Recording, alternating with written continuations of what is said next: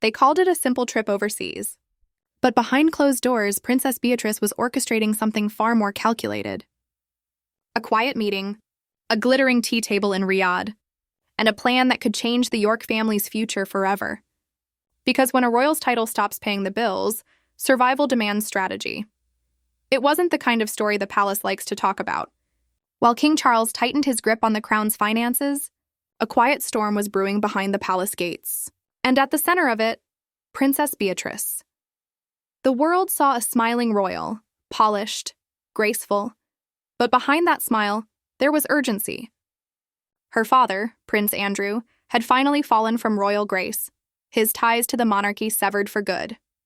For the York sisters, that meant one thing: the safety net was gone. In the weeks after King Charles's decisive blow, the family's future looked uncertain. Andrew's titles, funding, and influence erased. Beatrice knew what that meant.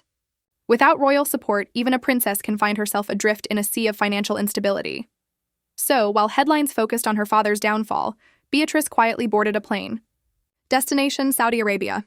Purpose: unknown. Until now, sources close to the event describe what appeared to be a casual afternoon tea in Riyadh. But it wasn't social. It was strategic.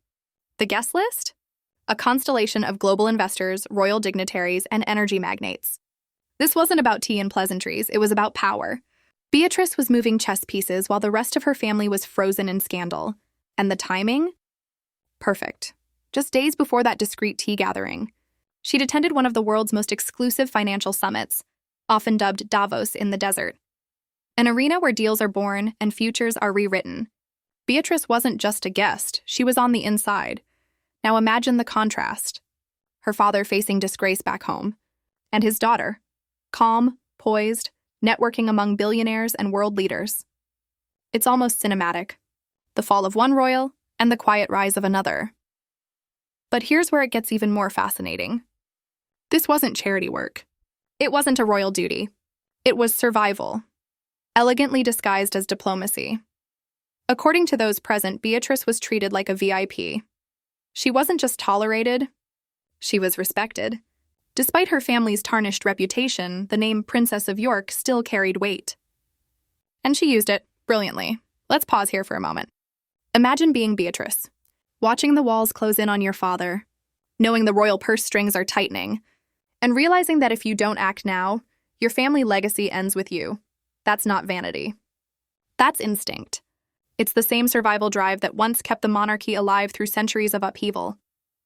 But this time, the battlefield isn't war, it's wealth. Yet what makes this story so complex is the duality. Because just as she was sealing private connections in Riyadh, Beatrice was also stepping into a brand new official role back home, deputy patron of the Outward Bound charity.